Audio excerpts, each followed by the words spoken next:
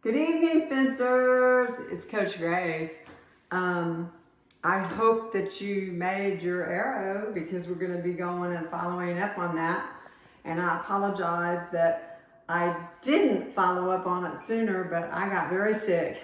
And after I got better, then I got busy making masks. And so I made this one for myself. It's an old one when the school I went to, Texas State University, was Southwest Texas State University, so it's SWT Fencing Club. In any event, that's an old t-shirt that I made into a mask. So, what we're gonna do today is two things. We're gonna review the Parries the way I taught them to you with your foil, and then we're gonna go over how to use this to practice it at home, especially if you don't have a foil. And then at the end, I'm gonna take the Parry handout and put it on a little slideshow so that you can go back over it and review it if you're confused. So before we even get started, I wanna talk about supination and pronation. I didn't really cover these that much in class. We just kind of, discussed it a little bit, but today I wanna go into detail on it. Supination is when you're holding the weapon and your palm is up. The palm is this part of your hand. So that part of the hand is up in supination. Now in pronation, it's the opposite. So the knuckles are up. So we're gonna be talking about supination and pronation.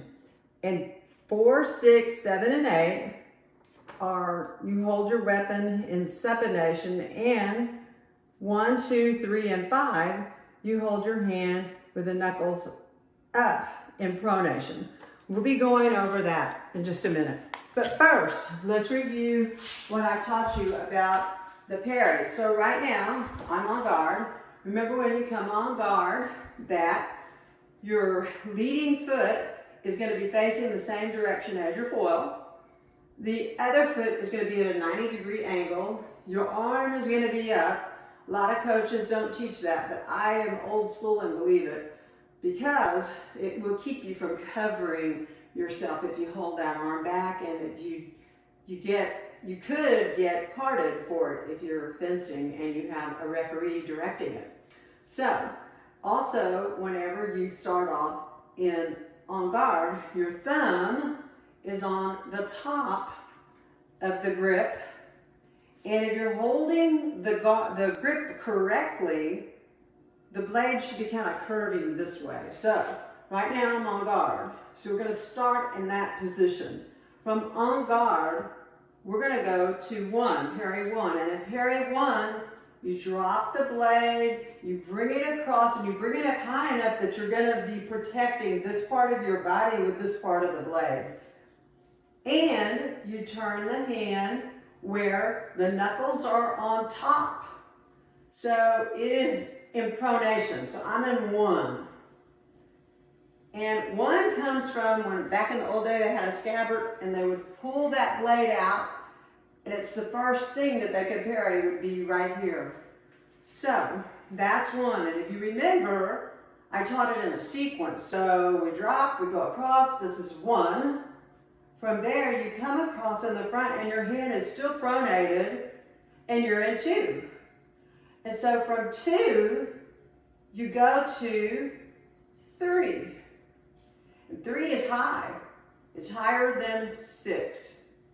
Okay, so we're in 3. My hand is still in pronation from 3. And from 3, we go to 4. And 4, we go across.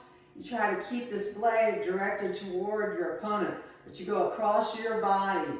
Now, if you notice, in 4, my hand twisted. And when it did, the palm is up. So when I'm in 4, I am in supination. So this is 4. And from 4, we go to 5. And the only difference between 4 and 5 is that I bring that blade down. And when I do, I twist my hand and the knuckles are on top. So now I'm in pronation for 5. So from 5, I go to 6, I go across my body again, and I am like in the on guard position. 6 is the on guard position. As far as I'm concerned, you might have other people that argue about it. And I will warn you that different coaches teach it different ways. This is just Coach Grace's way.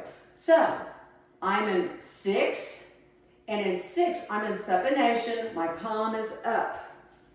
My knuckles are down. So from 6, I go to 7 and 8. And 7 and 8 are like the windshield wipers on your car. So we go the farther side, that's 7. And what I'm doing is protecting this lower part of my body. And 7, my hand again is in supination. And then this is 8. And I'm protecting this lower outside part. Now 7 and 8 are really probably more applicable to FA when your whole body is target area. But it could be for foil in these lower parts of the torso, not in saber. So those are the parries that I taught you, and that's just a super quick review. Okay, so you're still in on guard, and we're going to talk about how to use this tool. So we're going to start off with the arrow up and my thumb on the top of the pencil. You're holding with these 2 pincers, and these are called your manipulators. So we're in on guard, thumb is on top. We're going to move to 1 from there. So if you remember, we bring the hand, we drop the blade, we bring the hand around.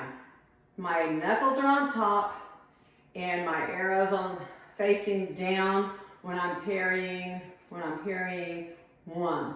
So I'm in 1. From 1, I'm going to go to 2, and 2, I just bring it across here to the front.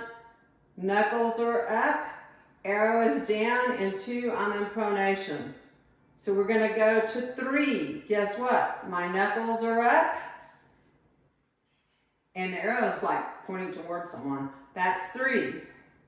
So the next thing I'm in is 4. So 4, my palm twirls around and I come across. So in 4, my palm is up, the arrow's up, and I'm in supination. So from 4, we go to 5. Well, 5, I'm going to pronate this.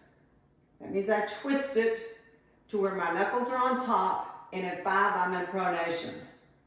So in 5, pronation, arrow down. Now we're going to go to 6, which is to go back to en garde. So I'm in 6 now. 6, thumbs on top, palm is up, arrow is up. Now we're going to go to 7. Now remember, 7 is like the windshield wipers, right? So, I drop the blade, but guess what? My hand, the palm is still up, so I'm here. On this side, I'm doing 7, which protects this part of my body over here. And I can bring it across like the windshield wiper, and now I'm in 8. And I'm protecting this lower part. 7 and 8 are really for épée, maybe foil for this lower part of the torso. So, if you practice, you might want to get in front of a mirror and look and see what you're doing with this. And pretend that this pencil is a grip. That's a good little tool to let you see how to move your hands around. The other thing that you can do to really improve your fencing between now and when we get to meet again, which they're saying it might be like the 2nd week of May is what I saw today. Maybe. I will let you know. When the time comes, we will meet. But in any event, between now and then, you could be practicing your footwork. And that's something simple we've been doing in class. You could play Simon Says on the sidewalk with your brothers and sisters or your mom and dad or whatever. You could be playing the game that we played with the glove. You know, all the little things we did in class, you could be doing at home. You should be practicing coming en garde. You should be practicing saluting. You should be practicing advancing and retreating and lunging and recovering and lunging and recovering forward. You could be practicing a balestra lunge. You could be practicing a flunge, which I'm not going to do that or I'd run over my desk in here. But think back about all the little things that I taught in class. I taught a crossover. Crossover going the other way. Practice those things, not once or twice. Do each one like 20 times, 20 lunges. Imagine that. You could take your pencil again, but without this on it, and you could practice, you know, you're lunging at the wall, but be far enough away you're not gonna hit it, and you could practice holding that weapon. Now, don't be poking it at people, because you could put an eye out. But in any event, that gives you a lot of ideas of things that you could be doing between now and then. The next video that I'm gonna put together for you will be saber footwork, and we will practice on that together. So, you guys stay safe, keep washing your hands, keep wearing your masks, stay away from people, do all those good things like social distancing, and I'll see you on the backside of this thing.